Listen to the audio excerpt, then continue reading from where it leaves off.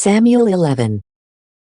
Now it happened that, at the turn of the year, in the time when kings usually go forth to war, David sent Joab, and his servants with him, and all of Israel, and they laid waste to the sons of Ammon, and they besieged Rabbah. But David remained in Jerusalem. While these things were taking place, David happened to arise from his bed after midday, and he walked upon the terrace of the king's house. And he saw, across from his terrace, a woman washing herself. And the woman was very beautiful. Therefore, the king sent and inquired who the woman might be. And it was reported to him that she was Bathsheba, the daughter of Eliam, the wife of Uriah, the Hittite. And so, David sent messengers, and he took her. And when she had entered to him, he slept with her. And presently, she was purified from her uncleanness. And she returned to her house, having conceived an unborn child. And sending, she informed David, and she said, I have conceived. Then David sent to Joab, saying, Send me Uriah, the Hittite. And Joab sent Uriah to David. And Uriah went to David. And David inquired whether Joab was doing well, and about the people, and how the war was being conducted. And David said to Uriah, Go into your house, and wash your feet. And Uriah departed from the house of the king. And a meal from the king followed after him. But Uriah slept before the gate of the king's house, with the other servants of his lord, and he did not go down to his own house. And it was reported to David by some, saying, Uriah did not go into his house. And David said to Uriah, Did you not arrive from a journey? Why did you not go down to your house? And Uriah said to David, The ark of God, and Israel and Judah, dwell in tents, and my lord Joab, and the servants of my lord, stay upon the face of the earth. And should I then go into my own house, so that I may eat and drink, and sleep with my wife? By your welfare and by the welfare of your soul, I will not do this thing. Therefore, David said to Uriah, Even so, remain here today, and tomorrow I will send you away. So Uriah remained in Jerusalem, on that day and the next. And David called him, so that he might eat and drink before him, and he made him inebriated. And departing in the evening, he slept on his bedding, with the servants of his lord, and he did not go down to his own house. Therefore, when morning arrived, David wrote a letter to Joab. And he sent it by the hand of Uriah. Writing in the letter, Place Uriah opposite the warfare, where the battle is the strongest, and then abandon him, so that, having been wounded, he may die. And so, when Joab was besieging the city, he positioned Uriah in the place where he knew the strongest men to be. And the men, departing from the city, made war against Joab. And some of the people among the servants of David fell, and Uriah the Hittite also died. And so, Joab sent and reported to David every word about the battle. And he instructed a messenger, saying, When you have completed all the words about the war to the king, if you see him to be angry, and if he says, Why did you draw near to the wall in order to fight? Are you ignorant that many darts are thrown from above the wall? Who struck down Abimelech, the son of Jerubbaal? Did not a woman throw a fragment of a millstone upon him from the wall, and so kill him at Thebez? Why did you approach beside the wall? Then you shall say, Your servant Uriah, the Hittite, also lies dead. Therefore, the messenger departed. And he went and described to David all that Joab had instructed him. And the messenger said to David, The men prevailed against us, and they went out to us in the field. Then we pursued them, making an assault, even to the gate of the city. And the archers directed their arrows at your servants from the wall above. And some of the king's servants died, and then also your servant Uriah the Hittite died. And David said to the messenger, You shall say these things to Joab, Do not let this matter dishearten you. For varied are the events of war. Now this one, and now that one, is consumed by the sword. Encourage your warriors against the city and exhort them, so that you may destroy it. Then the wife of Uriah heard that her husband Uriah had died, and she mourned for him. But when the lamentation was completed, David sent and brought her into his house, and she became his wife, and she bore a son to him. And this word, which David had done, was displeasing in the sight of the Lord. Samuel 12. Then the Lord sent Nathan to David. And when he had come to him, he said to him, 2 men were in one city, one wealthy, and the other poor. The wealthy man had very many sheep and oxen. But the poor man had nothing at all, except one little sheep, which he had bought and nourished. And she had grown up before him, together with his children, eating from his bread, and drinking from his cup, and sleeping in his bosom. And she was like a daughter to him. But when a certain traveler had come to the wealthy man, neglecting to take from his own sheep and oxen, so that he might present a feast for that traveler, who had come to him, he took the sheep of the poor man, and he prepared a meal for the man who had come to him. Then David's indignation was enraged exceedingly against that man, and he said to Nathan, As the Lord lives, the man who has done this is a son of death. He shall restore the sheep fourfold, because he did this word, and he did not take pity. But Nathan said to David, You are that man. Thus says the Lord, the God of Israel, I anointed you as king over Israel, and I rescued you from the hand of Saul. And I gave the house of your Lord to you, and the wives of your Lord into your bosom. And I gave the house of Israel and of Judah to you. And as if these things were small, I shall add much greater things to you. Therefore, why have you despised the word of the Lord, so that you did evil in my sight? You have struck down Uriah the Hittite with the sword. And you have taken his wife as a wife for yourself. And you have put him to death with the sword of the sons of Ammon. For this reason, the sword shall not withdraw from your house, even perpetually, because you have despised me, and you have taken the wife of Uriah the Hittite, so that she may be your wife. And so, thus says the Lord, Behold, I will raise up over you an evil from your own house. And I will take your wives away before your eyes, and I will give them to your neighbor. And he will sleep with your wives in the sight of this sun. For you acted secretly. But I will do this word in the sight of all of Israel, and in the sight of the sun. And David said to Nathan, I have sinned against the Lord. And Nathan said to David, The Lord has also taken away your sin. You shall not die.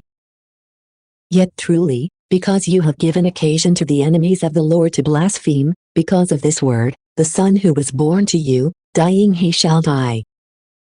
And Nathan returned to his own house. And the Lord struck the little one, whom the wife of Uriah had borne to David, and he was despaired of. And David begged the Lord on behalf of the little one. And David fasted strictly, and entering alone, he lay upon the ground. Then the elders of his house came, urging him to rise up from the ground. And he was not willing, nor would he eat a meal with them. Then, on the 7th day, it happened that the infant died. And the servants of David were afraid to report to him that the little one had died. For they said, Behold, when the child was still alive, we were speaking to him, but he would not listen to our voice. How much more will he afflict himself, if we tell him that the boy is dead? But when David had seen his servants whispering, he realized that the infant had died. And he said to his servants, Is the child dead? And they responded to him, He is dead. Therefore, David rose up from the ground.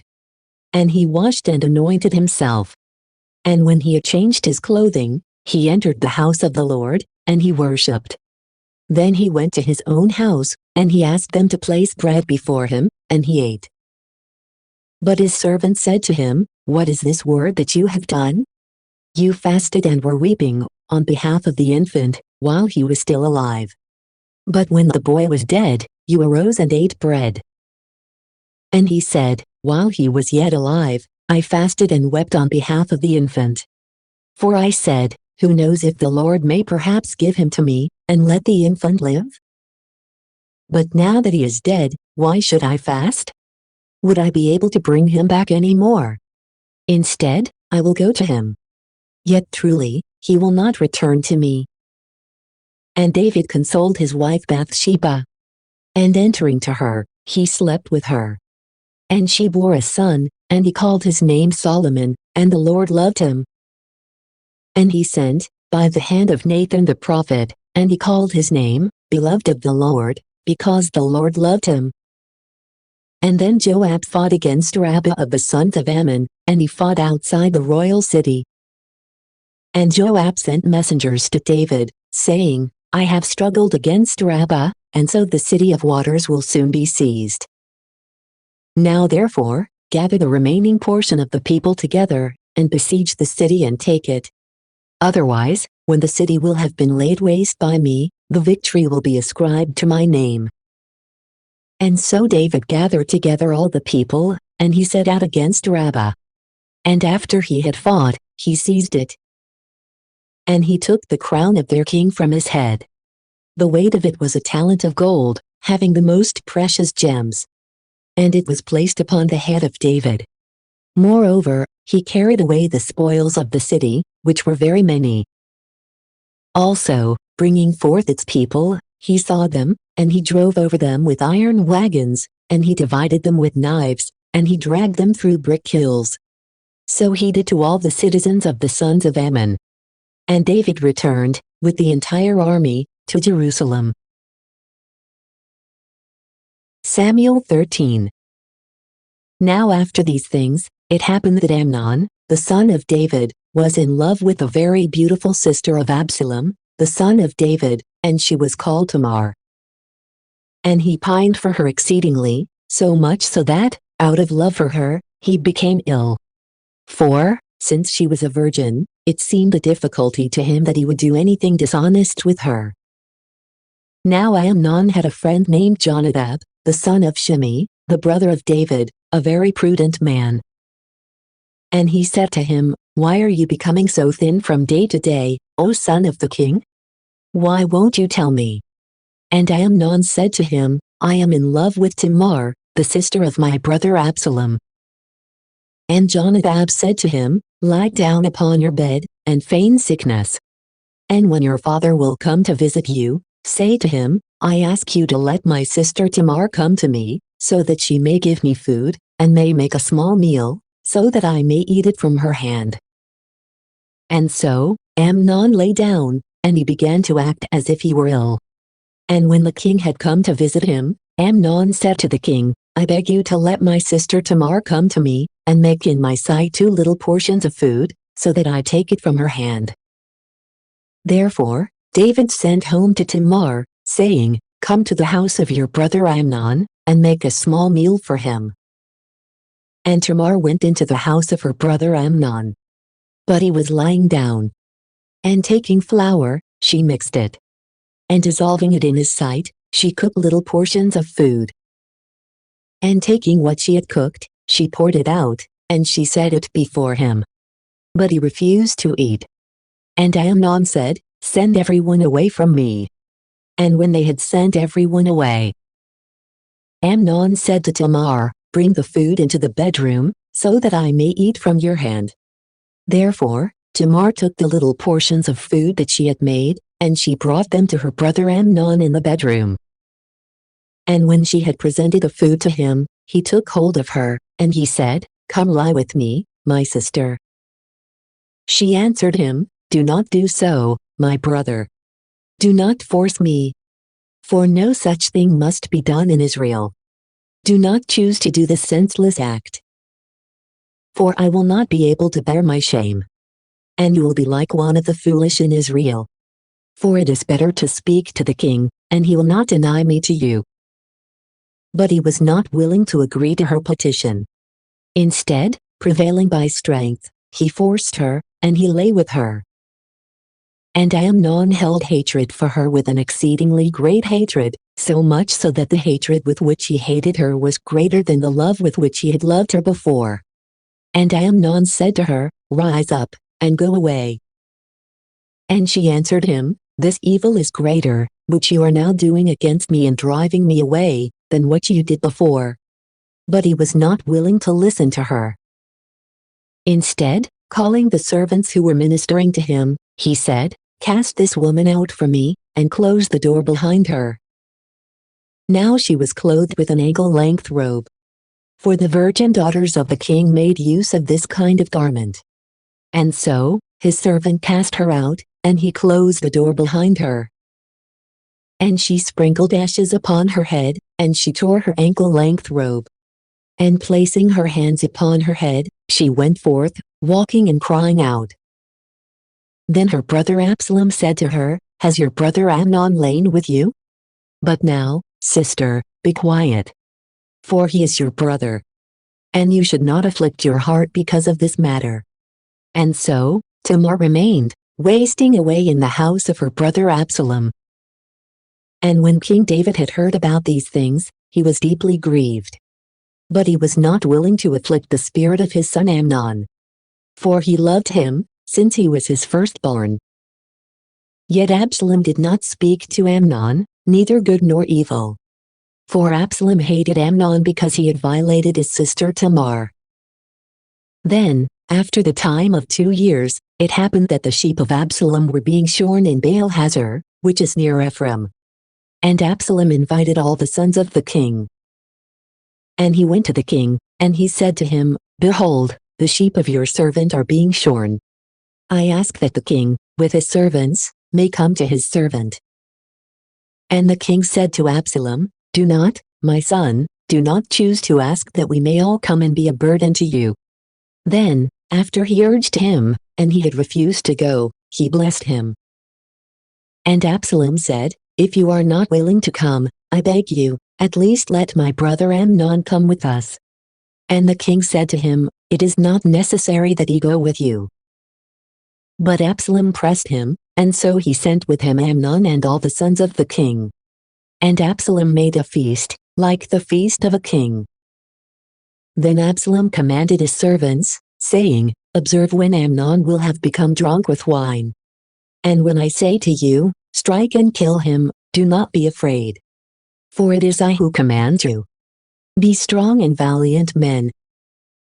Therefore, the servants of Absalom acted against Amnon, just as Absalom had commanded them. And all the sons of the king rose up, and each one climbed upon his mule and fled. And while they were still traveling on the journey, a rumor reached David, saying, "Absalom has struck down all the sons of the king, and there is not one of them remaining." And so the king rose up, and he tore his garments, and he fell upon the ground. And all his servants, who were standing near him, tore their garments. But Jonadab, the son of Shimei, David's brother, responding, said, "My lord the king should not consider that all the sons of the king have been slain. Amnon alone is dead. For he was set against by the mouth of Absalom from the day that he raped his sister Tamar. Now therefore, let not my lord the king set this word in his heart, saying, 'All the sons of the king have been slain, for only Amnon is dead.'"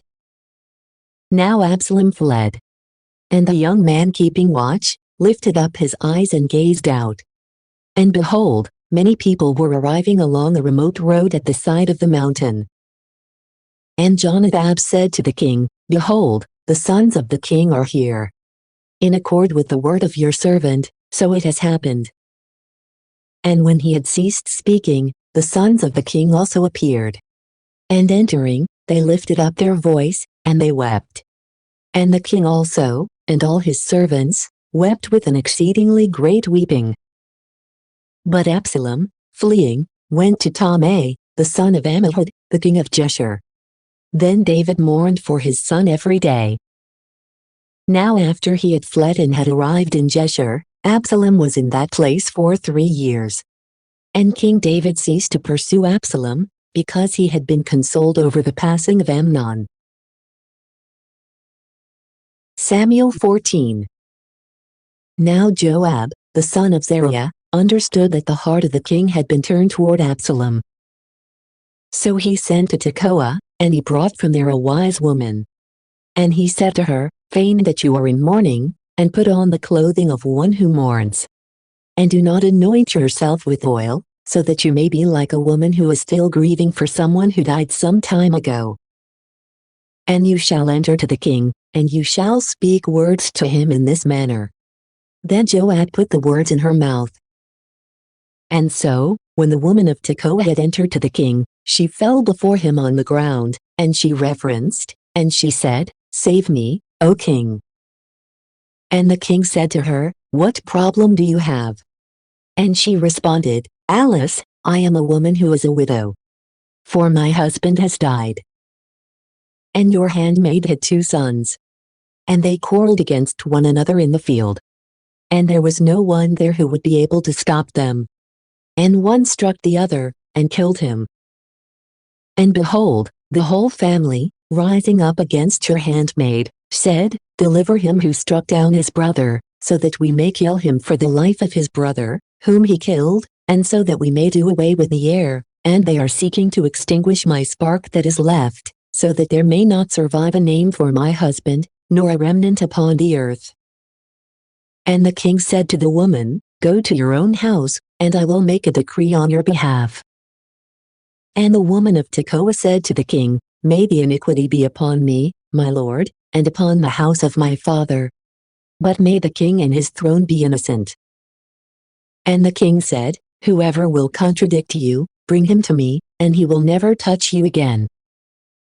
And she said, "Let the king remember the Lord is God, so that close blood relatives may not be multiplied in order to take revenge, and so that they may by no means kill my son." And he said, "As the Lord lives, not one hair from your son shall fall to the ground." Then the woman said, "Let your handmaid speak a word to my lord the king." And he said, "Speak."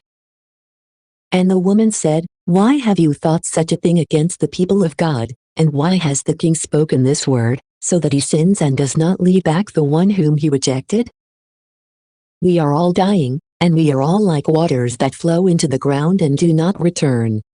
God does not will to lose a soul. Instead, he renews his efforts, thinking that what has been rejected might not perish altogether. Therefore, now I have come to speak this word to my lord the king, in the presence of the people." And your handmaid said, "I will speak to the king, for perhaps there may be some way for the king to accomplish the word of his handmaid." And the king listened, and he freed his handmaid from the hand of all who were willing to take away me and my son together, from the inheritance of God. Therefore, let your handmaid speak, so that the word of my lord the king may be like a sacrifice. For even like an angel of God, so is my lord the king, so that he is moved by neither a blessing, nor a curse. Then too, the Lord your God is with you." And in response, the king said to the woman, "You shall not conceal from me a word of what I ask you." And the woman said to him, "Speak, my lord the king." And the king said, "Is not the hand of Joab with you in all this?" And the woman answered and said, "By the welfare of your soul, my lord the king, it is neither to the left, nor to the right, in all these things that my lord the king has spoken. For your servant Joab himself instructed me, and he himself placed all these words in the mouth of your handmaid. Thus did I turn to this figure of speech, because your servant Joab instructed it. But you, my lord the king, are wise, just as an angel of God has wisdom, so that you understand all that is upon the earth." And the king said to Joab, "Behold, your word has succeeded in appeasing me. Therefore, go and call back the boy Absalom." And falling to the ground upon his face, Joab reverenced, and he blessed the king. And Joab said, "Today your servant has understood that I have found grace in your sight, my lord the king. For you have accomplished the word of your servant." Then Joab rose up, and he went away to Jeshurun. And he brought Absalom into Jerusalem. But the king said, "Let him return to his own house, but let him not see my face." And so, Absalom returned to his own house, but he did not see the face of the king. Now in all of Israel, there was no man so handsome, and so very stately as Absalom.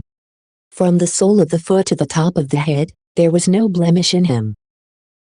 And when he shaved off his hair, for he shaved it off once a year, because his long hair was burdensome to him, he weighed the hair of his head at 200 shekels, by the public weights.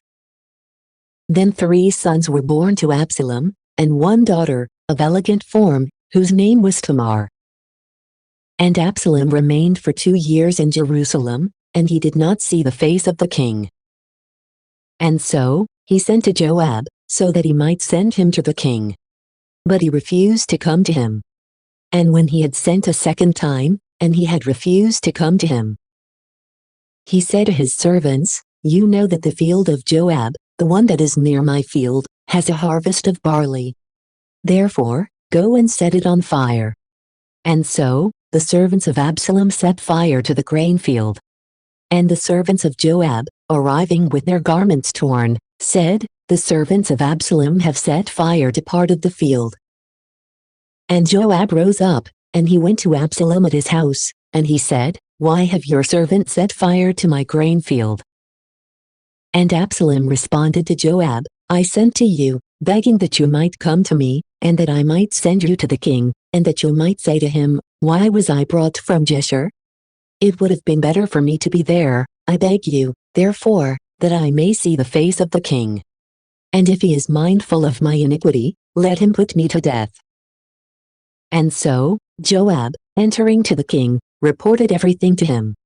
And Absalom was summoned. And he entered to the king, and he reverenced on the face of the earth. And the king kissed Absalom.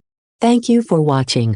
If you like the content on this channel, please press subscribe, the like button or comment below. We'd love to get your tips. See you next time.